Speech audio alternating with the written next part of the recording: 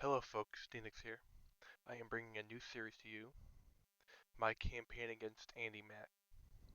This game has been going on a while. It is scenario 2 with variants. If you haven't heard of variants before, I will show you here soon.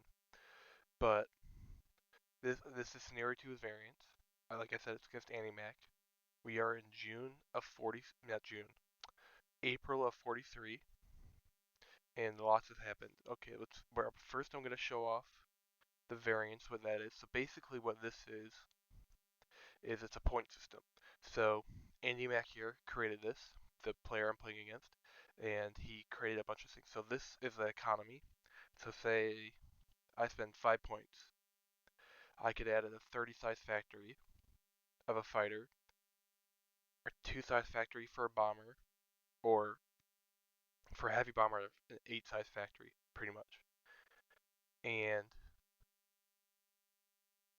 etc. etc. It keeps going on the list, and we set an amount of points that you want to spend. So you could spend 10, you could spend 50, you could spend 200, you could spend 1,000. Now, you have to mod this all into the game. So the more points you spend, obviously, the more work you have to spend on adding it into the game. So something I think a good thing is anything. Well, it depends on the type of game you want to do. So I think probably the average player would want to do somewhere between 25 and 100. But something like me, I like somewhere 3 to 600 if I had the chance. This game we did 400, and so I'm going to now show the lists that we used for this game, and I'm not going to go into super detail of what I did, but I'm going to go into some details. So first we start off in economy, as I named it here. I added a 30 size factory for the Marlets. Marlets you don't build many early game, and with other picks I'll show you later, having extra carrier fighters pretty much is very helpful for the Commonwealth. Same with this, you don't build many Corsairs as the comp for the Commonwealth, so having an extra 60 greatly increases production. P40D2, that's just more of it's a very good plane. In this scenario, Andy created factories upgrades, so the P40D2 upgrades to the P40D25, stuff like that. So being able to for this long term, so go for the P40D2, P40D25 to the P100. Yeah, same with these. These do upgrade. Most planes I choose have an upgrade or go for long periods or long runs, period runs. So, example, the F4U1A doesn't upgrade, but it does pretty much. It goes to 645, I think. So it's a long production run, and having an extra 30 factor on it is good. Um, Next, also same issue here. Not low production, but getting in the areas of like 3 to 4 production per day once it activates is very nice. B25B, American early Allied production, no bombers. They don't produce many bombers, so this is an obvious choice. And including for people that don't know, if you do this, so when a factory production end date ends, factories will still produce. On-map factories still produce. So replace off-map production does not do anything when the end date is. But on-map production, you still will produce factories. So I they don't build any. Allies don't build any. I mean, not allies. Americans don't build any of these bombers. They only get them via reinforcements. So being able to build them with the factories, I at least, gosh, 30x my production rate because they start at 0 anyways. So it's 30x there plus they don't they build until the B25C activates. Just insane value. P40E. Allies don't build it. Well, okay. Allies do build some fighters early, but not many. And the P40E goes to P40K, and obviously having more fighters early is always better. So brain thing, pretty obvious. SBD3. You don't build many early on, so having an extra SPD3 factory is very good. Um, Avengers. This is the American Avenger and the British Avenger. I'm splitting up the production between the both of them, but just having more. I don't use torpedo bombers as much because dive bombers are really good, but torpedo bombers also have their values. So having some of those is nice. Same reason here, Wellington IC. Uh, British don't build many early bombers. I do regret something in not doing with them. I should have converted these to Commonwealth, which I could show you later in here. But yeah, now F4, F3, pretty obvious. Don't build many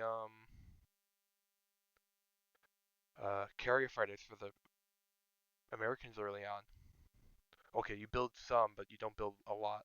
And these upgrade to the Hellcats. So, pretty obvious. Hurricanes, another pretty obvious thing. You don't build many of them. And eventually they go to the 2Cs and to the Tempests. So very obvious pick for the British to build more fighters. Then this is E4, so I'll go based off of here. So E4 is this one. You add a 50 size oil to any map on base. It could only be used once. I added it to Australia. I added to Australia because the refineries in Australia. This allows production of, I think they have 55 refineries, so 550 fuel per month, which is about 30k fuel per month. So that's pretty obvious. So next is E5. So E5 is this one. I could add a 30 size repair yard anywhere.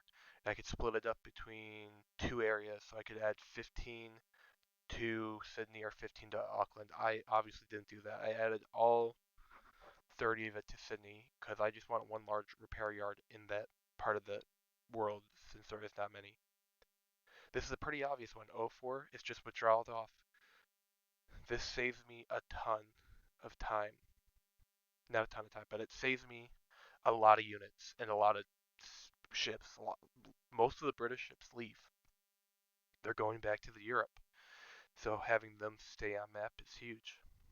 Plus, I keep a lot of subs, a lot of troops, a lot of air groups, and everything. Another obvious one.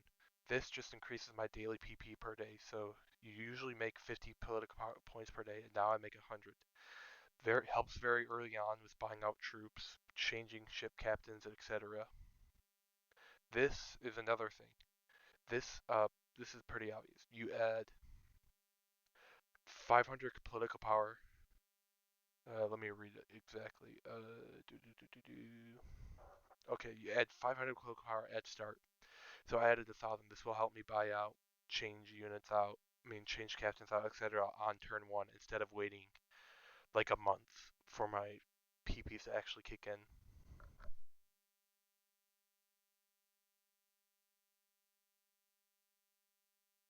Sorry, I was just drinking some water there. So here we go. Now we get to the air section. So A1 is A1 you can accelerate an aircraft by 1 month. You can't accelerate for 6 months, and each year it has a multiplier for how many points you can spend. So in 44 to 46 is 1, 1943 is 1.5, and 1942 is 2 points. So an aircraft that costs an aircraft that's 1 point will cost 2 points at 42 and 1.5 and 43. And it goes based off an engine. So if I wanted to do a 40 engine in 44, it would be 4 points. But if I wanted to do one in 42, it would be 8 points, etc. So we accelerated the American F4U to 443. This allows, this is about the time I'll be showing. This will be very good since I'll be able to replace. This is when I would normally get Hellcats. As you can see here, I accelerated Hellcat. I get these 6 months early. Getting these 6 months early is huge. Since the F4U is one of the best carrier fighters in the game. So having these 6 months early is huge. Same with the F6, F3. The second best carrier fighters in the game. Getting those in 42 is also massive. This gives me an edge before he gets any massive planes that can do damage to me really. Now this is the Commonwealth F4U Corsair. Getting this early is huge as they don't build many carrier fighters and they don't have many good ones. So getting this great one here as early as I can is amazing. Same here. Then we go to American fighter. We go to land-based fighters. So the P-47D2. Well, okay, let's start with this. The Americans don't produce many good fighters till this one. Oop, I didn't mean to move it. P-40D2. So having this at the start of 43 allows me to control the air war. About the only real contender is the Franks with the P-40D2 I've seen. Like the Franks could do really well on sweeps, but against any other plane the Japanese throw, it's amazing. And now we go to A2. Pretty obvious one. You can delay any production end date for any fighter, so I decided to delay the P-47D2. D25, I mean. Pretty obvious one, as it is a great plane. I wish I also accelerated the date by 6 months, but that's a mistake on my part. But when it activates 175 fighters plus the 60 factories, then it has an extra 3 months, so I will be building 135, I think, 235 per month for an extra couple months. It's just very no-brainer pick right there. Then we have A14 is with my next one. Uh, okay, no, it's A15. So A15 is I can increase the pool, the replacement rate pool by 50 for any available aircraft at start. So it goes based. This goes also based off engine. So I get 50 for one engine or two engines and 25 for four engines. So I added in 50 PBYs. Helps out. Negates any losses if he hits Pearl. It also helps get that naval search going. Added 50 Marlets. Helps get a pull up for the British carrier fighters. Same with here, helps get a pull up for the American carrier fighters. This is one of the specials we did. I don't have that list anymore, so but this is a special we did to get the Firefly early. Gets that pull up. Same with here. Gets that pull up. The well, you get some Melted ICs super early. That these don't usually activate till April, so having 50 of them before April is pretty nice. And now we get to the naval side. So N3 is you can add ships to 44. So I decided to add 6 Colossus class CVLs to 44, and this is just helps. You'll see here soon when I'll show the Japan list. Negates what he well, it doesn't really negate what he added, as he added a lot in, but it helps just give me some extra woomph come 44. Just gives me more what's the words? Just more deck space. CVLs are nice. They're cheap. That's pretty much it. They're just nice and cheap. They're cheaper than main carriers. But then in 43 we added then we go to here. This is we add N4 is to add planes into 43, and I decided to add 3SX 5XXs. Now, when you add a carrier, let's go here. Let's go down to here. Let's go to N4. So when you add a carrier, you can they usually cost 5 points, but you could decide to have either -1 point to have all the air groups set to nil so they have no aircraft. So you have to spend points. You have to spend aircraft in your pool. Okay, let's start with this. So normally you spend the 5 points and they come with full equipment, full aircraft, etc. These come with full complements. You spend 4 points, they come with the groups, but no planes. You spend 3 points, they come with nothing. No planes, no anything. So they're just the carrier, and you need to um, cough up the air groups. Now, the Americans do get a lot of air groups. They get a lot of U.S. Marine groups that you can throw in there, and if there's any carrier losses prior to 43, you could also use those. So we added 3 SI6 with no groups, based on pretty much based on gosh, what do you call it? Based on the carriers being lost or the Marine groups. Then we added 2 SX with no planes, just so that way we have some extra groups, and that we're not completely reliant on the Marine squadrons if no carriers were lost, which some were. We'll see here soon. Um, N7. So this N7 normally in N7 you can change a ship to another type of class. So here is what this is. So I can change a capital ship to a capital ship. Well, except I can't change a BB to a CV. I can change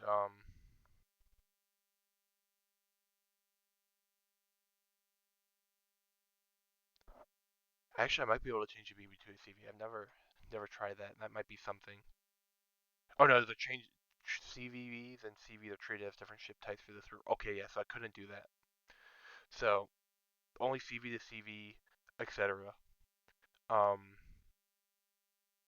but also what you could also do is instead of just changing CVs over, I spent points to refill air groups, which is a rule under here. If increased, spend 1 point per 50 aircraft of all types, or nil if taken from pool. No squadron aircraft taken type might change under this rule. So I oh, spent uh, about 10 points to refill and resize 4 of my American CVs to Essex long hauls. Or I also changed 4 American CVs to Essex long haul with a refill slash resize. So I did that.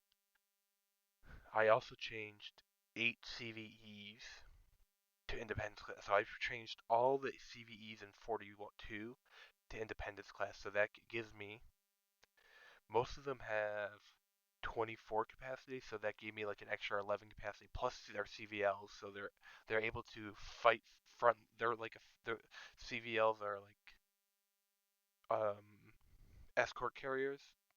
Well, they are escort carriers, so they're also able to help fight against his other carriers instead of CVEs and jeep carriers, which are mainly just used for naval invasion guarding.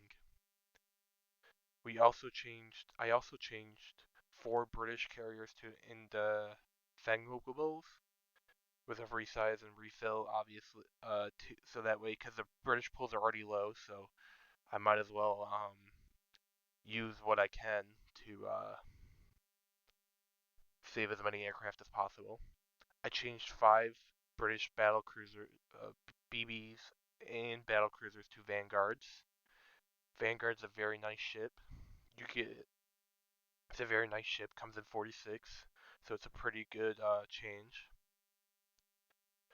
I also changed 7 American BBs to Iowas.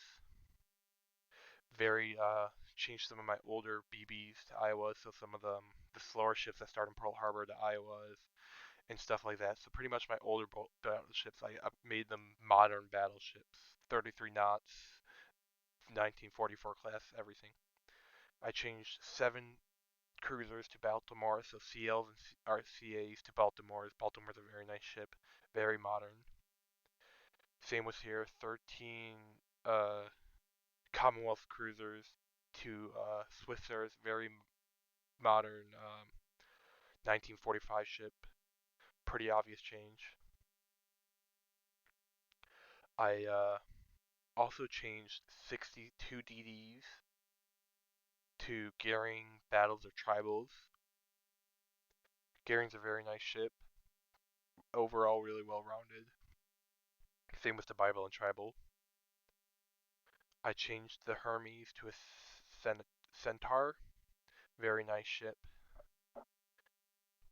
Yeah, just a very nice ship.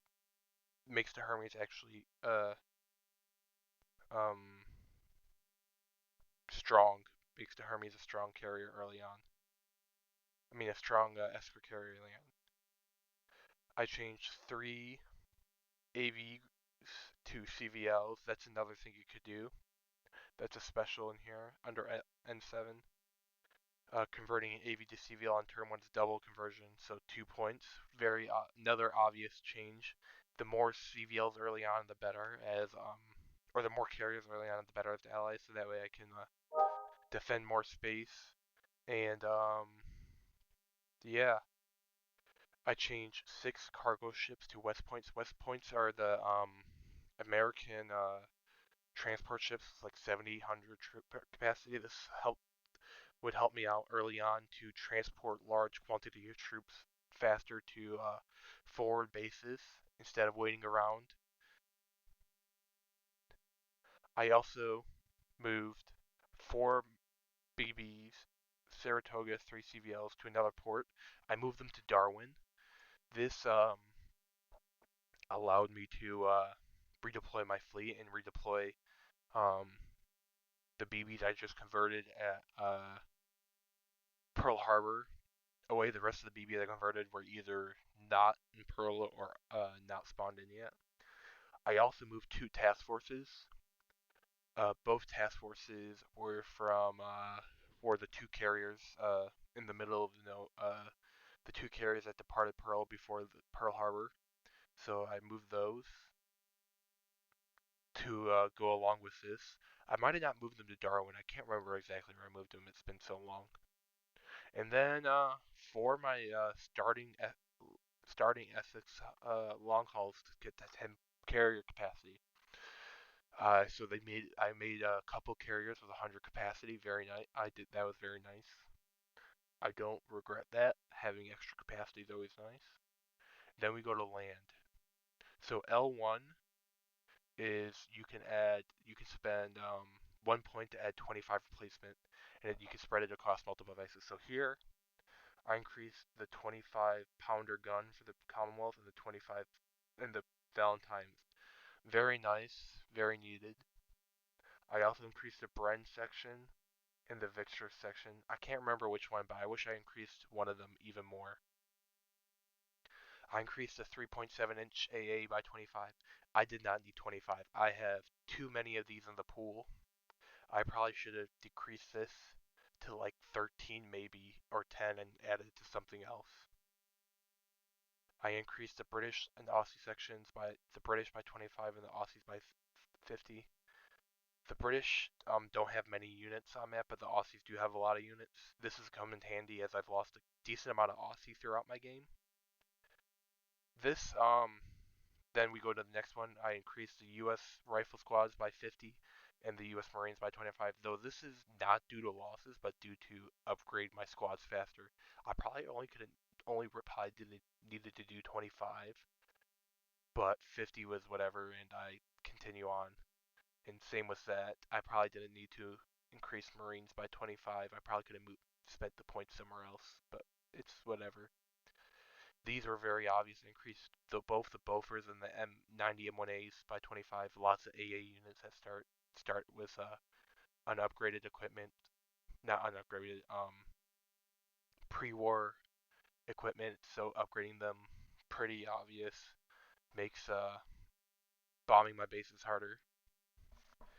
I also then increased the Commonwealth 40 millimeter Bofors and the Indian squads.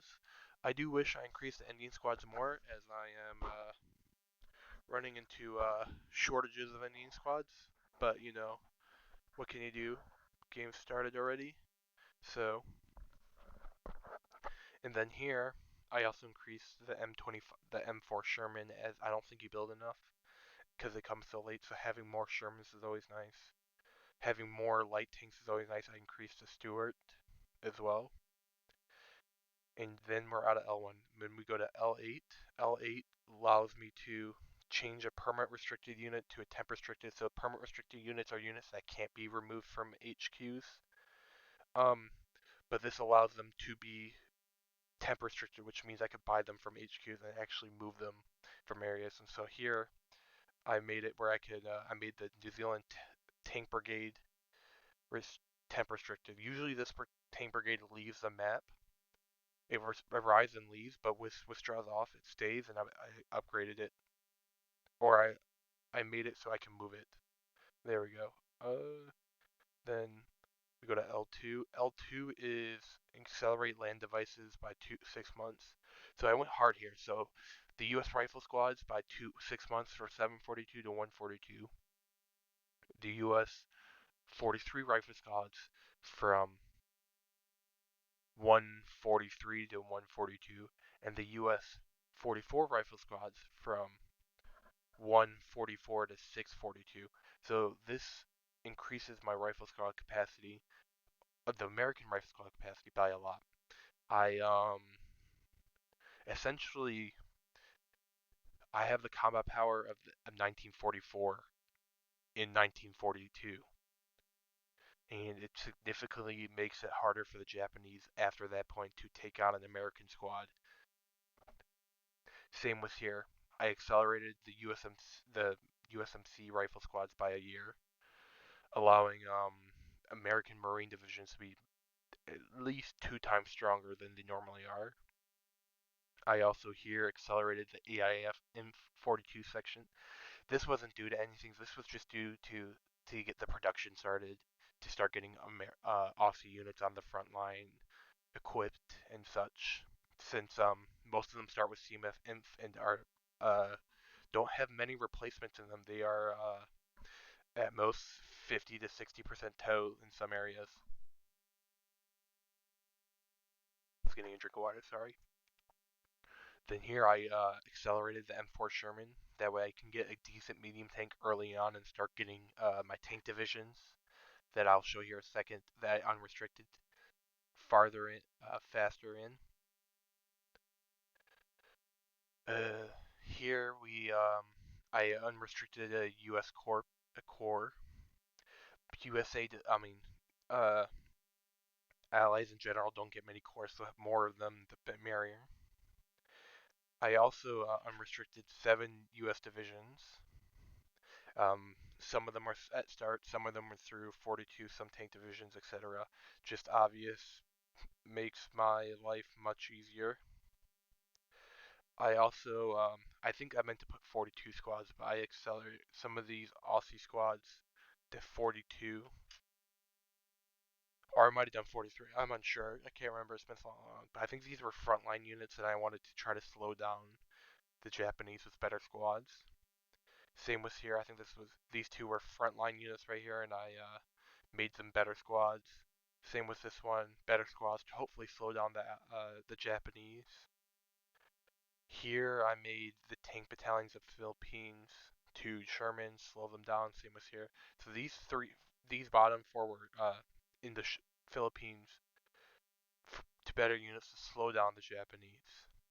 And then this is a special we did down here where I increased the Stuart, increased the General Lee, and then I increased this is this is an anti-tank, and this is a 15-inch gun, not a 15. This is a artillery gun. And then I increased some Chinese artillery guns and some Chinese AT. That way I could increase their tows faster. I feel like actually increasing their rifle squads could have been nice, since in retrospect they don't build many for how many units they have, but they get destroyed anyways so fast that I don't know if it's worth it. Plus they have no supply to replenish them, so I also didn't know if it was worth it. But increasing these at least get them guns and stuff. Probably didn't need to do 25, as now after so long I realize that I didn't need them, but at the time, yeah, it's probably worth it. Okay, that's done with my list. Now let's move on. We're just gonna save. Let's move on to the Japanese list.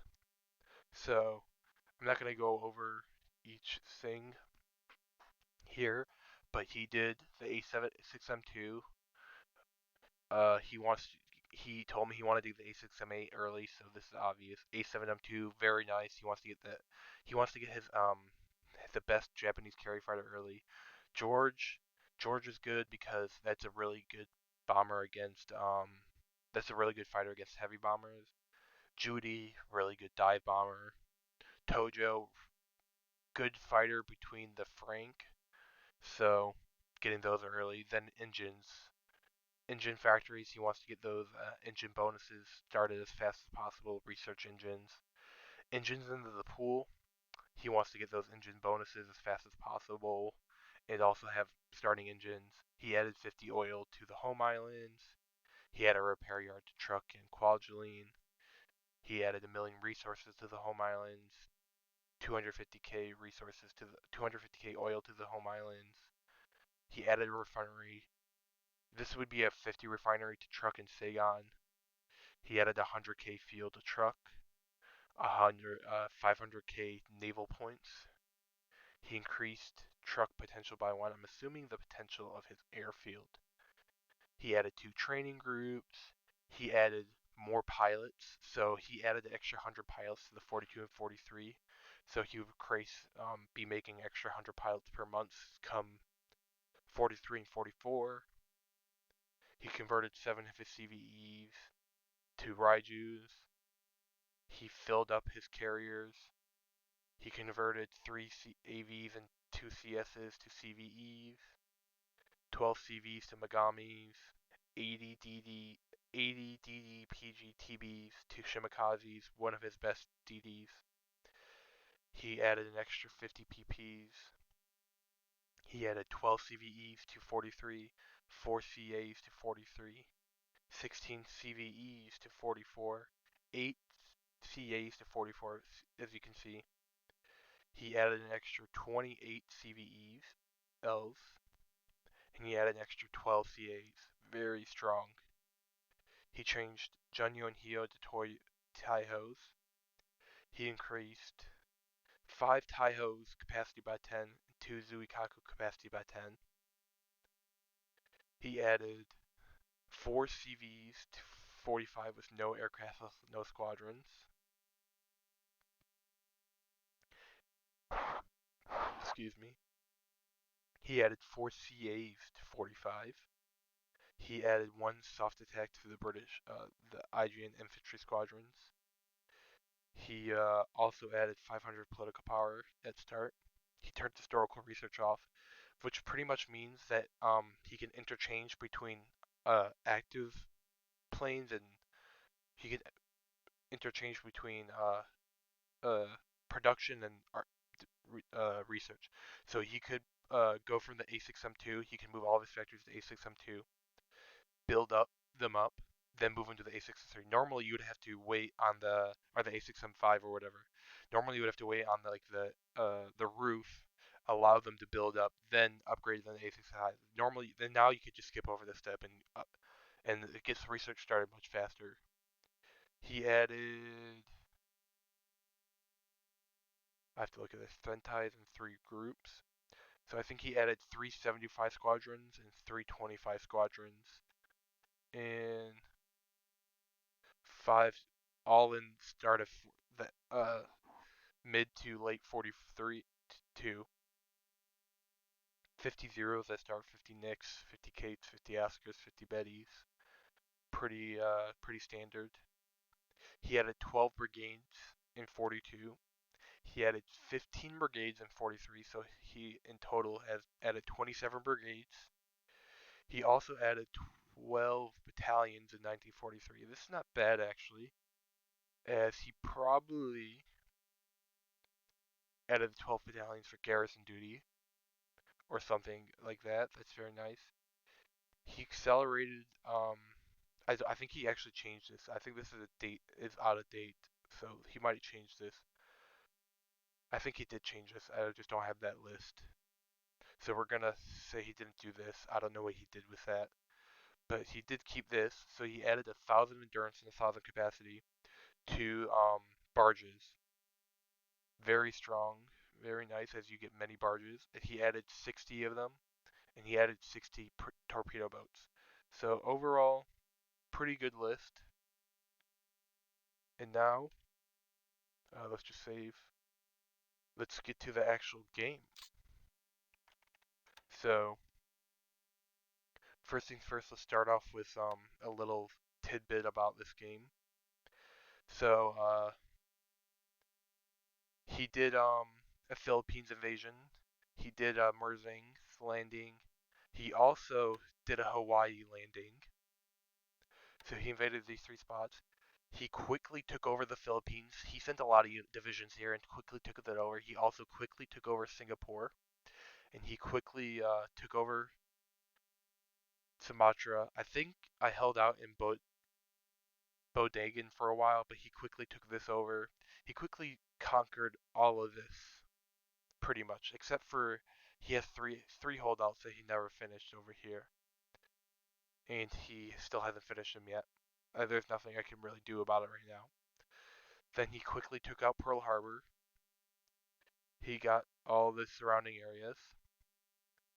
Then he took out all this area over here,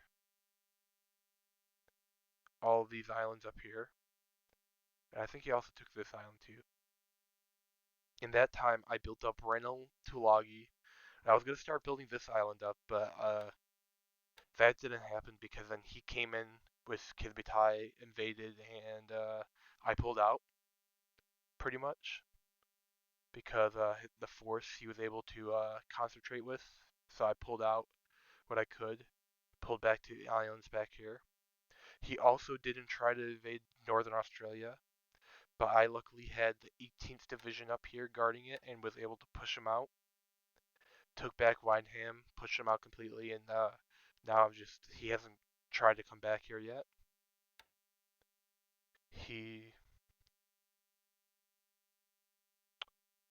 That's about it. He did take Burma. And we're doing a little bit of action over here. He took Burma normally. Then China was I stopped him pretty much in China. I've been pushing back here lately, but we'll get to that. So now that brings us up to about, I would say, August to the end of September. Towards the end of September, I actually invaded up here. I sent a large task force up here and I invaded. Lost a couple carriers, he lost a couple carriers, etc. And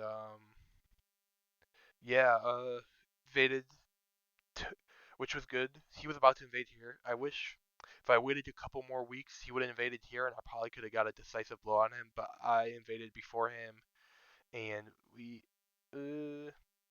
I would say he came out probably on top. But I did force him from not invading, and I probably ruined a lot of his plans as he was forced to move units up here and occupy these bases. Then that we sat around for a couple months. I wasn't doing much. We had a couple skirmishes over here. He then came in about the start of 43 and invaded Ceylon, completely took it over. I started building up bases down here and I started bombing him with my air power. I think he lost a CVL or something over here. I can't remember. We'll see when we look at the losses. But completely took Ceylon. He then lots of units left Colombo. I noticed. I started bombing it. I pair dropped Colombo, and then I moved troops in quickly and I retook it. And during this time, during all the time he was invading Ceylon, I was moving into Burma. I've had a large group, this group, moving around Burma. We trashed a couple units. He's crashed a couple of mine. We're just kind of a stalemate in Burma right now. I am moving more units into Burma over the hills over here, but these are going to take a while as I just started moving them. And then during that time, China has been a massive front.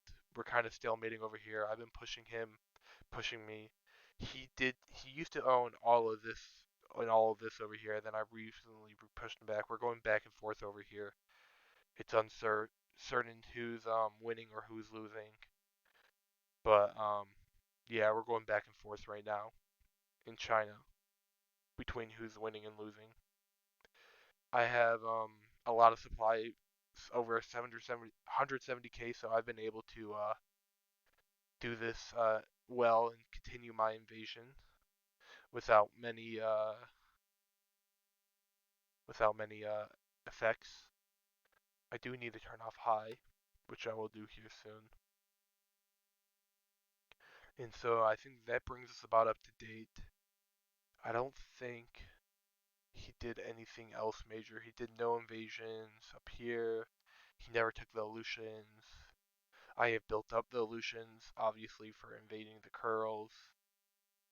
And yeah, So let's get to the intel screen. So as we can see here, I have 397 bases. He has 467 bases. I've lost 5,592 aircraft points compared to his 9,515 aircraft points lost.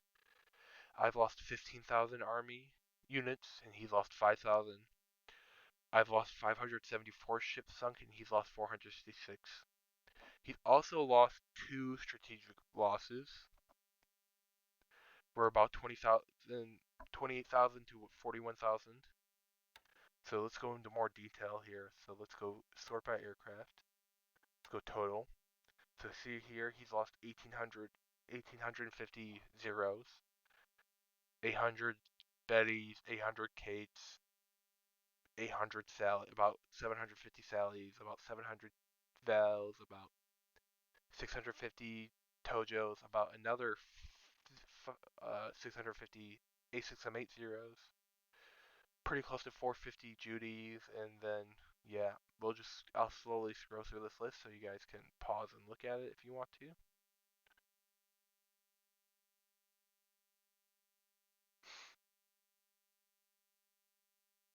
But yeah, he's lost a lot of planes. Now, to me, I've lost a lot of Dauntlesses. Probably too many Dauntlesses, if I'm honest. But 750 Dauntlesses, 350 Wellingtons, 280 280 P40Es, almost 280 Hellcats, about 220 P39s, 200 Skytrains, all the op losses. I've lost too many Skytrains. 186 F4 F3s, 180 F4S, 160 P40Ks, 155 P40D2s, 153 Catalinas, and then we'll just go down through the list. I've also lost a lot of planes, but not as many as him. He's lost almost double my planes right now. So, yep. Now, let's go to ship sunk. Let's go by Japanese. Let's go to sunk date and let's scroll through. So, he don't remember what he lost this. He lost this near Iba, I claim, so it must have been something. Lost lots of cargo ships in that time if you want to pause and look at it. So here, I think this was a carrier raid I did. Okay, no. This is where we do the good stuff.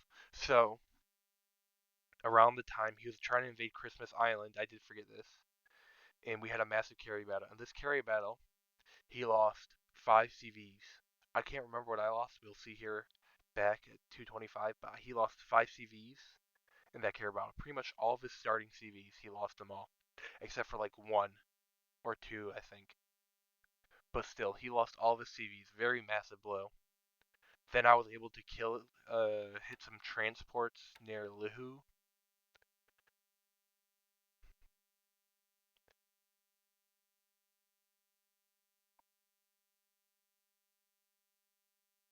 Oh, this is where he invaded Pearl Harbor. As you can see, lots of losses here due to CD guns.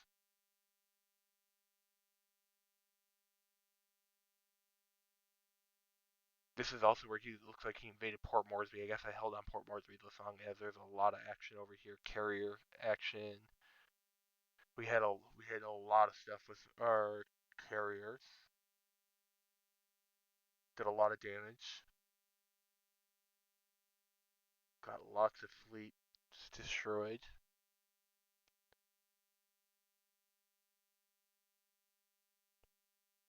Oh, this is the invasion, about the invasion of when I started Curls. So he lost a bunch of DDs. Then there's lots of action. He lost a bunch of CAs, a bunch of DDs, a bunch of stuff, just trying to dislodge me. He eventually did, as I had to pull back to replenish, rebuild, and such.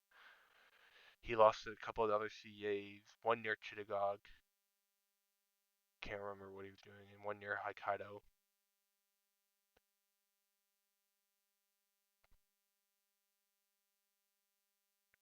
Then he didn't lose much. This is about the time he invaded Ceylon as he had lost some ships.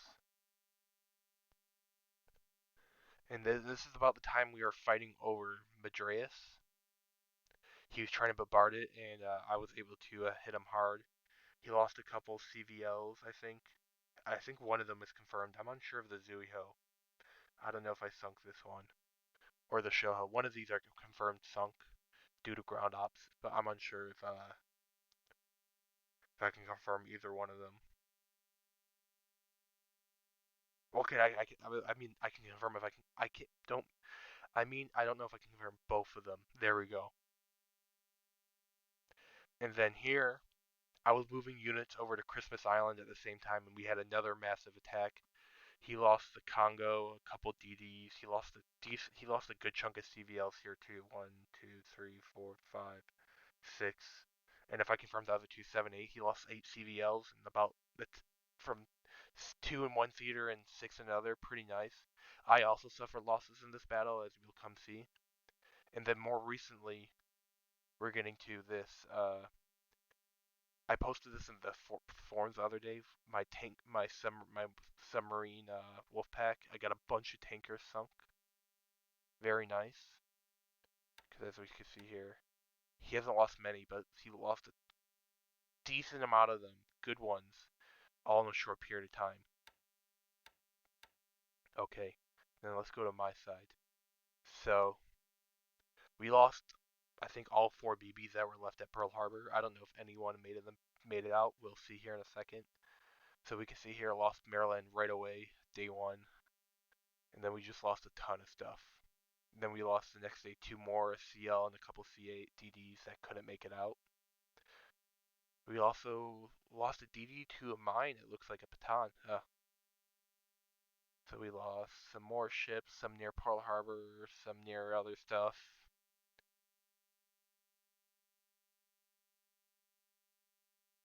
I think these are his British carrier his CVs chasing me. Just a bunch of stuff. Destroyed my building. Okay, though this is around the time we also did the CV invasion. I lost Yorktown, Mississippi, and Langley. Oh no, this is totally different engagement.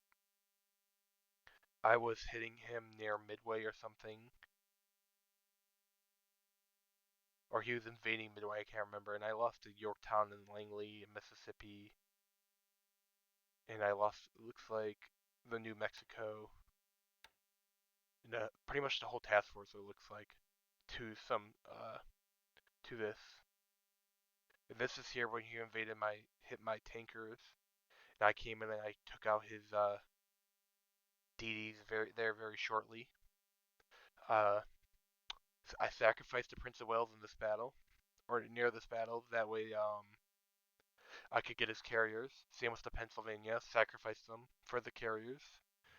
His carriers, worth it. Lost a bunch of tankers then.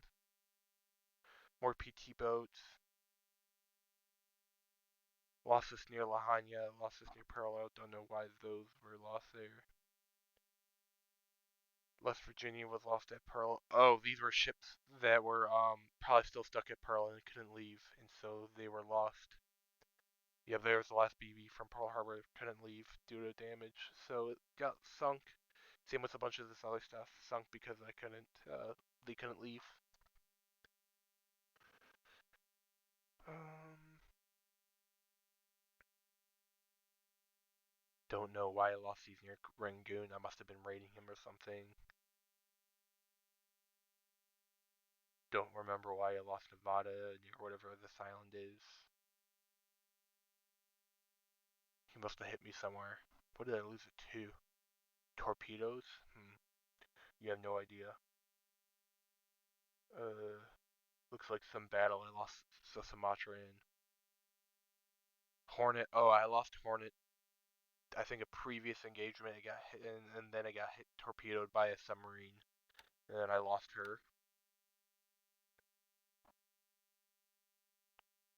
I this time I'm losing a lot of tankers. I lost too many tankers this game. One too many.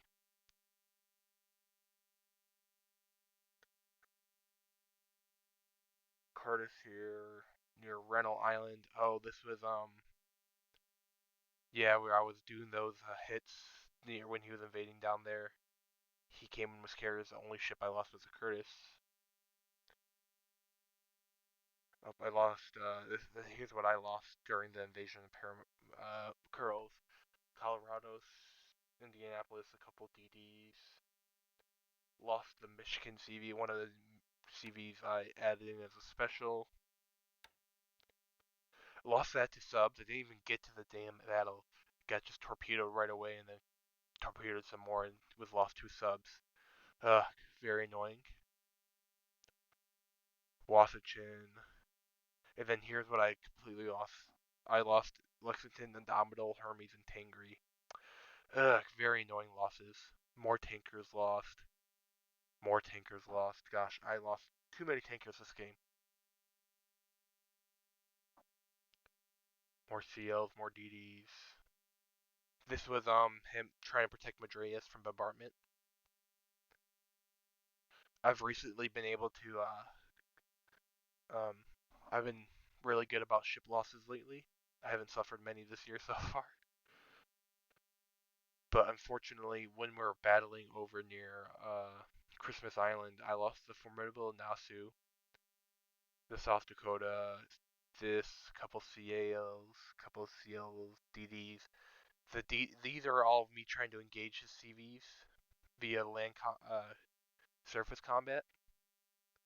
I then also that's where also I traded CVLs. I also tried to get another engagement. I lost the Gully, uh, and a couple other smaller ships.